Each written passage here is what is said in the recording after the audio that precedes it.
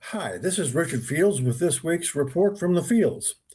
When it comes down to bare essentials, there are really only two ways for people to organize their relationships with others: win lose or win win. For most of human history, the win lose model has prevailed. The archetype is tribalism. Any group of people outside the tribe are considered fair game for rape, pillage, and looting. Even within the tribe, some members are subordinate and some members are exalted. In many tribal societies, from prehistoric to modern times, warriors are exalted and women are considered secondary. Win lose tribal society is strongly correlated with poverty, negatively. Time spent plotting to steal another tribe's property or protecting your own is time not spent in productive enterprise. The incentive to make something which will probably just get stolen from the neighboring tribe when the neighboring tribe stages its next raid is nil. Win-win is the opposite. It prevails when the classical liberal or modern libertarian credo, don't hurt people, don't take their stuff, and keep your word, is followed. This idea got its start with the ancient Greeks and Romans, especially the Stoics. The idea of treating people you don't necessarily know in a civilized manner rather than as targets for larceny originally applied only to citizens of a nation state. Slaves and women were excluded. But the idea of trading for things you wanted rather than stealing them gained wider and wider traction. Modern civilization is based on the idea of win-win rather than win-lose. Hence, rule of law instead of strongman rule. Rule by consent of the majority rather than rule by the king, emperor, sultan, or chief. The philosophical structure supporting a win-win society is long and persuasive. Aristotle, Bastiat, Locke, Adam Smith, and the more modern school of Austrian economists like von Mises, Hayek, and Rothbard have kept the flame of liberty and the idea of a win-win society alive through troughs in popularity. And while the ideas of liberty may go out of style for a while, they never disappear. Pretty much everyone is better off in a society organized around a win-win. The perceived problem with a win-win society is that some people inevitably win more than others.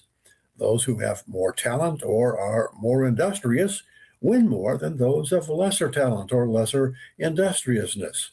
It's very fair, but human envy being what it is, those who win less tend not to take responsibility for their own lack of effort or talent. In a democracy, those are ripe pickings for demagogues.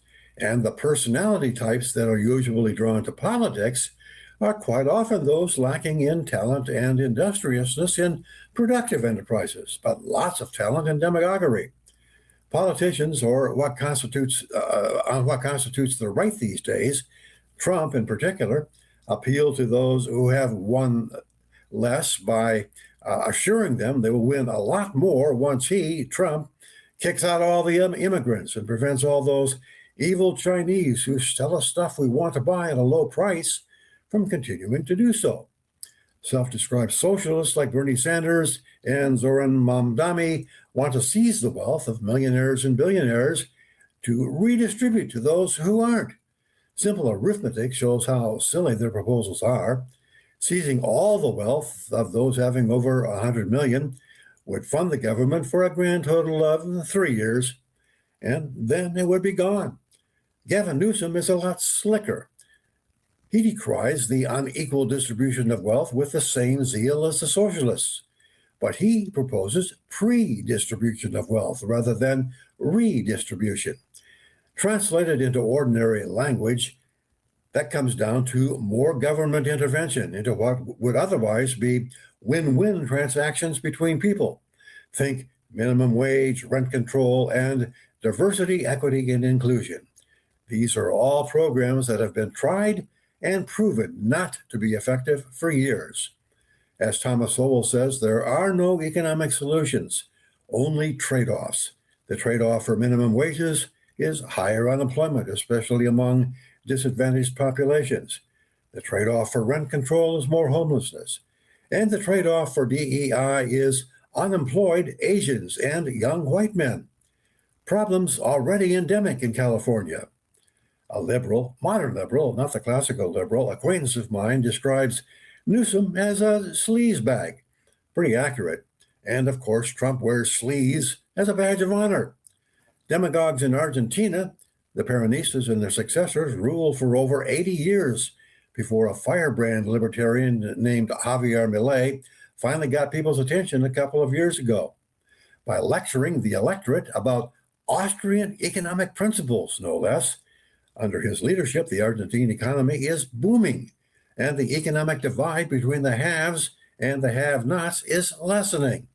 Because in the win-win society he is fostering, everybody wins, not just the talented and industrious, although they deservedly win more, but ironically, the caste, as Milei calls them, the privileged elites running the country under the socialist fascist flag of Peronism, end up winning not at all, because they are losing their power to milk productive society.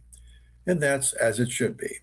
The question is whether we will have to wait 80 years before we see the light.